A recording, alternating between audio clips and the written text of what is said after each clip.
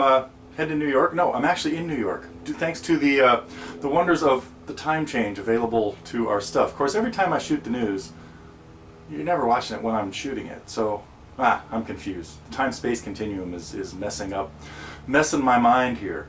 But the week of August 27th, yes. Some interesting things went on around here. A lot of good questions on the forum too, and I'm gonna get to a few of those things a little bit later. And actually, they'll sort of work their way in as I rattle through some of the things that happened this week. One thing, I hope people have been checking out the listening post, because Steve has been doing a great job of putting out stuff that is sometimes relatively famous, sometimes relatively obscure. And he tracked down a very interesting guy named Brad Wilson, who is he caught him at the Gilroy Garlic Festival. Oh, I forgot to mention. Last week I saw Procol Harum, and yes, I probably mentioned that. I hope I did last week, because it was a highlight of my week. But Gary Brooker mentioned that he was happy to be in San Jose. He said it was close to some place where they made computers. He didn't even, I don't think he even mentioned Silicon Valley. But his fondest memory of our area was garlic. Hanging out in Gilroy. He was looking forward to visiting Gilroy again, the garlic capital of the world. Anyway, but I digress. I have to get back to what was I talking about? Now I'm completely off track because I got Procol Harum on the brain. I just had so much fun seeing these guys. They were just fabulous. If they are out there, if that Yes Procol Harum tour is coming your way, be sure to check it out.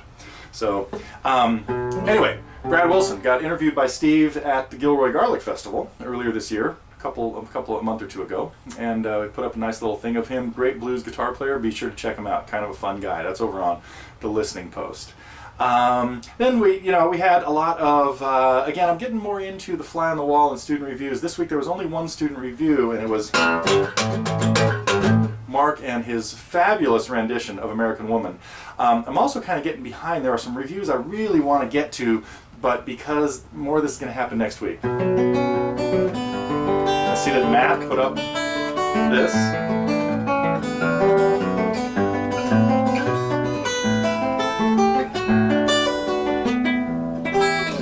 And I haven't had a chance to look at it yet, but I love the comments that we're seeing on Tom's speaking of Yes and that kind of stuff. So things should be quieting down for me next week. Kind of a bittersweet calming down.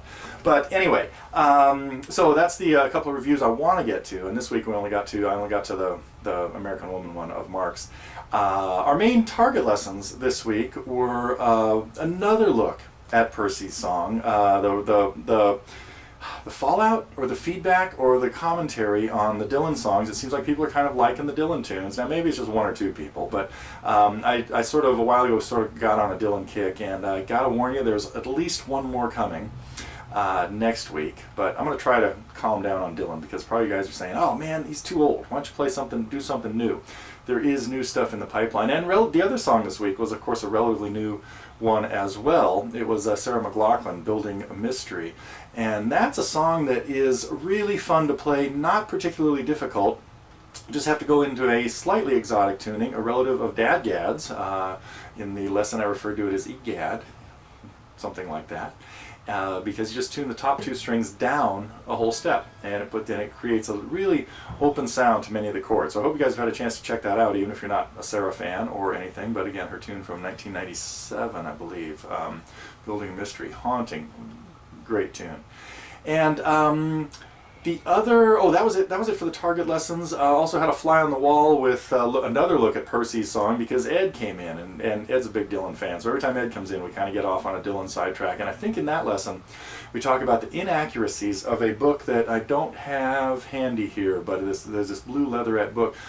Two books I remember from my formative days as a guitar player that were really important to me, and I thought, man, I'm going to learn a ton of stuff from these, were this blue leatherette book, the Dylan book, just said Bob Dylan on it. There was a later one that had a black and white kind of cover picture of him wearing a hat called Songs of Bob Dylan. That was much more accurate, but that came out more in the late 70s, I think.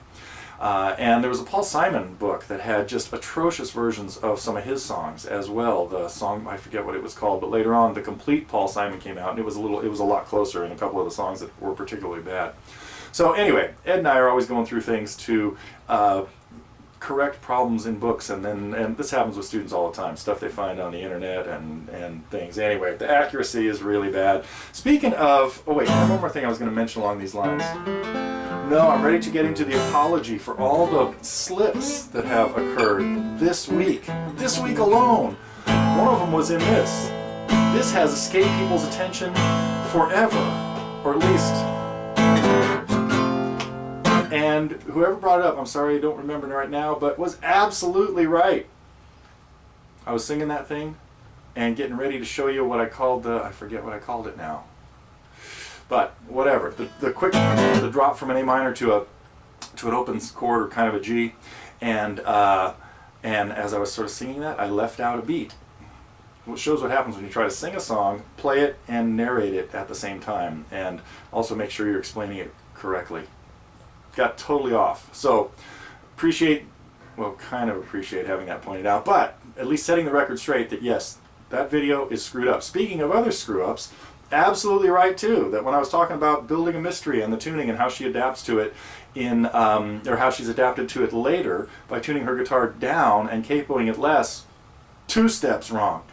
Gotta confess, I'd been working on another song in an open D tuning, and then a student came in and we were working on something called Wake Up. Can't remember who it's by, kind of a contemporary alternative or punk band or something, that was in drop D but tuned a half step low.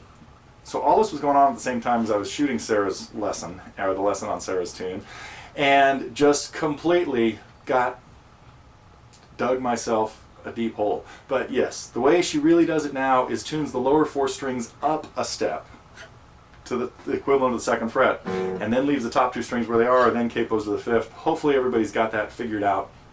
And boy, that's a bad track record for this week. So. But again, as I've mentioned, unfortunately, a lot of distractions going on lately. What else? Oh, you know what? There were a couple other great questions on the forum. One was talking about, how do you know when you're good enough? It wasn't exactly that. It's like, will I ever be as good as Jimi Hendrix or Marc Knopfler or Leo Kottke or something like that? And it's the same kind of thing when people ask me who's a better guitar player, Yngwie Malmsteen or John Fahey. And it's such an apples and elephants problem that it's so ridiculous, because you're a good guitar player when you can do the things you want to do on the guitar and feel comfortable with them and express things. And students are always, that's kind of the goal. I'm a student, I want to improve at this. And again, somebody absolutely accurately pointed out that you don't really see the progress unless you look back at what you were doing a year ago. How was I playing this song now? Am I getting a little bit smoother? And with the students I see most of the time, of course, I'm seeing them more once a week or even less often sometimes, and so they'll come in and say, man, I don't feel like I'm any better. And I'll say, are you kidding? Do you remember how this sounded 3 weeks ago? They say, no, not really. I said, do you remember not being able to even get to this note? And they go, oh yeah. It's a great thing. Al Stewart mentioned something about memory. It's great how we selectively forget things, because he was bringing up the fact that he loved movies, and now that he's over 60, he's watching movies he hasn't seen in 30 years, and they're brand new because he's completely forgotten them. So there's a whole new set of old movies out there to watch as you get older and forget everything. So anyway, so. That's my kind of quick comment on that. Is just, it is the journey. It is, and enjoy playing. And I try to pick up the guitar every day and enjoy playing. Sometimes I just end up working at it, but all of that helps me out. And of course, every time I give a lesson, I feel like I learn something and become a better teacher. So by some explanation or some question that a student asked or whatever. So. Let's see, there was one more question I think I want to address from the forum. It had to do with Leo Kottke. The steam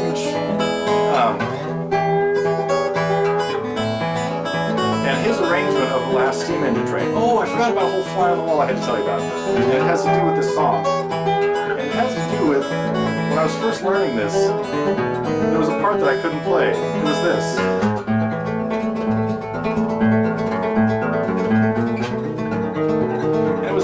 was I didn't have very good hand position. My hand was kind of mangled up like this. And after, some of you have probably heard this story because I've mentioned it in other places, but I'd been playing for about 8 or 9 years before I started working on that song, and had to learn to fix my hand position so that my thumb and my first finger didn't run into each other if they were hitting the same string. So a great exercise is to do something like this. Have your thumb and your index finger alternate on the same string, the D string, the A string, the E string, anything. Play scales.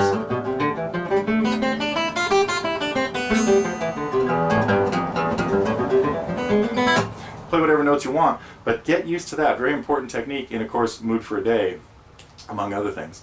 And so, getting back to the Kottke thing, I think I was talking about Leo Kottke. Probably not going to get to the differences in his version because it's not really that different. He did make up a second section.